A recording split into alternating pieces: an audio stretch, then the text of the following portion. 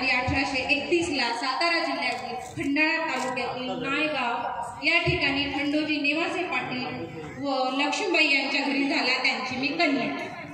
आता त्या काळामध्ये बालविवाहाची पद्धत असल्यामुळं वयाच्या 9व्या वर्षीच माझं लग्न ज्योतिबा नावाच्या माणसाशी लावून देण्यात आलं।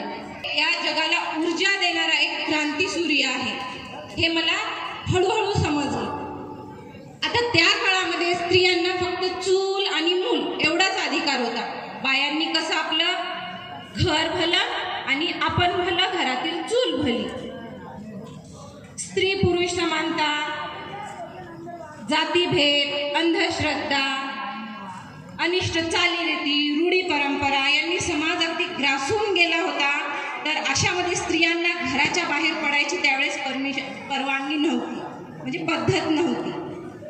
मग अशातच या समाजाला जर यातून वर काढायचं असेल तर शेठजींना माहीत होतं की शिक्षणाशिवाय तरणोपाय नाही, म्हणून त्यांनी फक्त शिक्षणाचा प्रसार करणं एवढं एकच ध्येय त्यांनी अंगीकारलं होतं। असंच एक दिवस ते शिक्षणाचा प्रसार करण्यासाठी एका शाळेमध्ये गेलेले असताना तिथे एक ब्रिटिश मॅडम त्यांना म्हणाल्या, मिस्टर फुले, तुम्हाला शिक्षणाचा प्रसार करायचा आहे ना, तर first women educated, if a women educated the whole house will educated. फक्त माणूस शिकला तर तो स्वतःपुरता शिकतो, परंतु स्त्री जर शिकली तर पूर्ण कुटुंब सुशिक्षित होतं। मग झालं तर शेठजी घरी आले आणि मला म्हणतात, सावित्री, आजपासून मी तुला शिकवणार। झाला माझ्या शिक्षणाचा श्री गणेशा। अ आई, काना मात्रा, वेलांटी उकार, बे कबे सारं सारं काही त्यांनी मला शिकवलं। सगळ्यात पहिले मी लिहायला शिकली ते म्हणजे शेठजी शब्द। मी लिहायला शिकली, वाचायला शिकली, शेठजींसारखं बोलायला शिकली, कविताही लिहू लागली।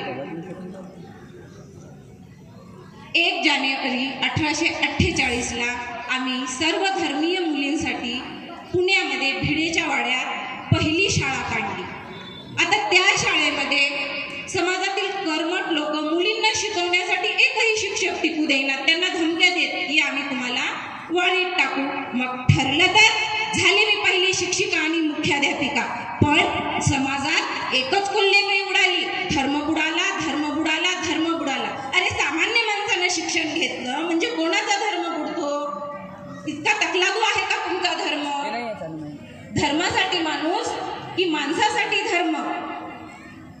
पण मी काही माझं मुलींना शिकवण्याचं काम सोडलं नाही। ज्यावेळेस मी मुलींना शिकवण्यासाठी शाळेमध्ये जायची त्यावेळेस रस्त्यात समाजातील कर्मठ लोक मला माझ्या अंगावर चिखल फेकायचे, शेण फेकायचे, मी सहन केलं, दगड फेकले मी सहन केलं, थुंकलं, शिव्या दिल्या, श्राप दिल्या, सारं सारं काही मी सहन केलं।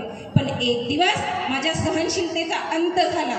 एक धतिंगड माझ्या समोर आलं आणि मला म्हणते, अगं ये टवळे, कुठं चाललीस? आमच्या पोरीबाळींना शिकवणं आधी बंद कर, तुला तुझी अप्रू प्यारी आहे की ते शिक्षण? मग काय म्हणता, तळपायाची मुंगी मस्तकात गेली आणि एक त्याच्या कानशिलात लगावली आणि त्याला सुनावलं, आता कानशिलात पडले, यानंतर तुझ्या रक्ताने ही जमीन रंगवीन। कदाचित त्याला माहीत नसावं की मी ज्योतिबा पहिलवानांची बायको होते ते। मी शेठजींच्या समाजकार्यामध्ये त्यांच्या खांद्याला खांदा लावून कार्य केलं, त्यांना मदत केली, विधवा विवाह सुरू केले।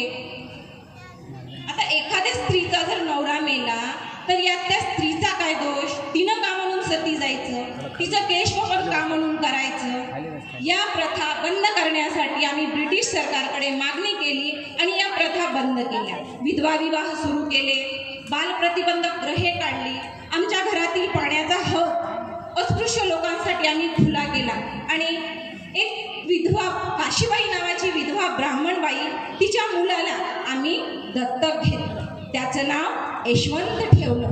यशवंताच्या आमच्या घरात येण्यानं, त्याच्या दुडुदुडू धावण्यानं आमचं घर अगदी आनंदून गेलं। त्याला लिहायला वाचायला शिकवलं, मोठं केलं, त्याला डॉक्टर बनवलं। अशातच पुण्यामध्ये प्लेगची साथ आली, काखेमध्ये गाठी येऊन लोक पटापट मरायला लागली। तेव्हा मी यशवंताला म्हटलं, यशवंता, आपल्याला दवाखाना उभा करावा लागेल। लागेल यशवंताने दवाखाना उभारला आणि त्या दवाखान्यामध्ये प्लेगने ग्रासलेल्या रोग्यांची मी सेवा केली. मला माहीत होतं प्लेग हा संसर्गजन्य रोग आहे, तो मलाही सोडणार नाही आणि यशवंतालाही सोडणार नाही. परंतु आम्ही जगलो समाजासाठी आणि मरणारही समाजासाठी. पण आज तुम्हा आयाबायांना पाहून खरंच मला खूप आनंद होतो. मी जे सोसलं, जे भोगलं, त्याचं सार्थक मला आज झाल्यासारखं वाटते. तुम्ही स्त्रिया शिकला, स्वतःच्या पायावर उभ्या राहिला, कोणत्याच क्षेत्रामध्ये आज तुम्ही कमी नाही. पण तरीही एक खंत मला वाटते, काही स्त्रिया शिकल्या, पुरोगामी झाल्या, परंतु त्यांच्या स्वार्थानुसार त्या आज माझा पाहिजे तसा आणि पाहिजे तिथं वापर करतात. आजही स्त्री भ्रूण हत्या होते.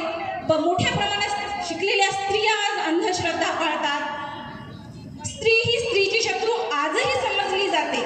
आणि सगळ्यात मोठी खंत म्हणजे जिने स्त्रियांना शिकवण्यासाठी अंगावर चिखल, दगड, शेण झेललं, आज तिची पूजा, तिच्या फोटोची पूजा म्हणजे माझ्या फोटोची पूजा आज शिक्षण मंदिरात करण्यासाठी शासनाला GR काढावा लागतो. किती मोठी खंत आहे ही. जी स्त्री अन्यायाचा विरोध करते, वाईट गोष्टींचा विरोध करते आणि चांगल्या गोष्टींचं समर्थन करते, तीच खरी सावित्रीची लेक, तीच खरी सावित्रीची लेक. जय ज्योती, जय सावित्री.